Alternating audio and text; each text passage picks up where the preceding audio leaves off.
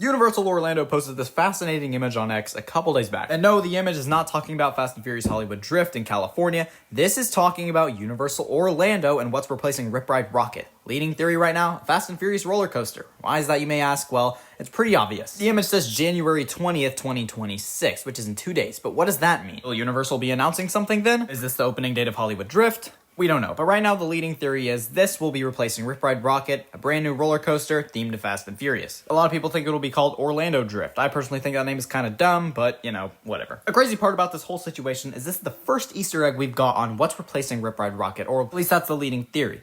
I doubt that Universal's putting in another ride besides this.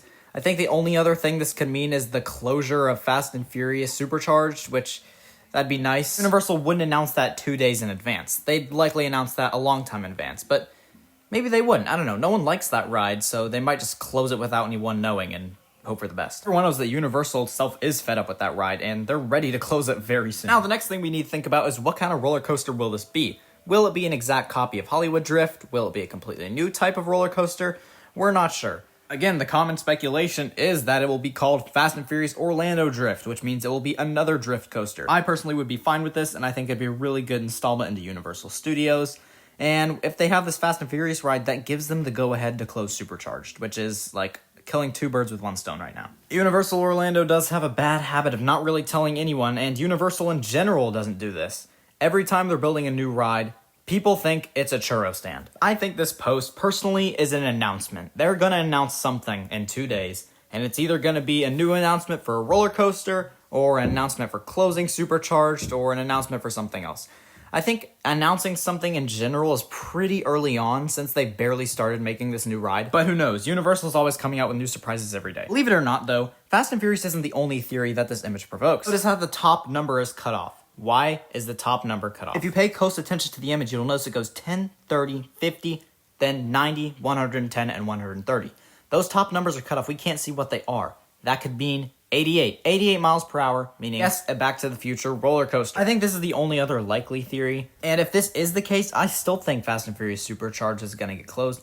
Because let's face it, that ride is absolutely garbage. And unfortunately for Universal, not only the ride is garbage, but the franchise is actually very unpopular. Yes, you get the occasional superfan, but Fast and Furious stands out as one of the most hated franchises of all time. Fortunately for Universal, this doesn't mean that all options are closed. If they still come up with a really good roller coaster, then it'll probably boost sales and people will want to go on it. Even though the franchise itself is, mid at best. I personally think that Fast and Furious would suit this land better with the whole like Drift, Orlando, Hollywood style of rides. But isn't it funny that Rip Ride Rockit had Hollywood at the first part of it, and now Hollywood Drift is opening at California? I do think the name Orlando Drift would just be weird. It would remind you that you're in Orlando too much, and it'd get odd. But come on, let's be real for a second. A DeLorean roller coaster would be awesome. In Universal fashion, it would probably be built by Intamin, and it would be such a good ride. They could have show scenes, a Doc Brown animatronic, the flux capacitor on the fronts of the roller coaster vehicles, and a ton of Back to the Future Easter eggs. I mean, whenever Universal got rid of the Back to the Future ride, it was so bittersweet. I personally wasn't there, but I know that fans who loved that ride hated to see it go and got replaced by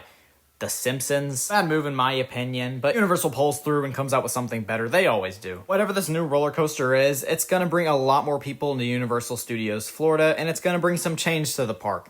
I mean, Rip Ride Rockit has been there forever. I mean, Universal Studios Florida hasn't seen a new ride in ages. Fast and Furious is more fitting, but Back to the Future, I kind of want more. It would be a more popular ride overall than Fast and Furious, again. If it was a second version of Hollywood Drift, it would probably have to build smaller than that version in California, because there's not enough space to put that massive roller coaster in the previous plot of Rip Ride Rockit. I do think it is weird about the whole firehouse situation. For some time, people thought it would be a Ghostbusters ride, but this image may confirm that it is Fast and Furious, and honestly, I think it does. Just please, Universal, don't mess this up. Typically, for Universal, when it comes to building roller coasters, it's not hit or miss. They usually pull through with really good roller coasters. Whatever the case of this image means, though, I guess we'll be finding out in 2 days. Stay tuned to Universal Studios Florida, guys, and who knows, Fast and Furious may be coming back to Florida.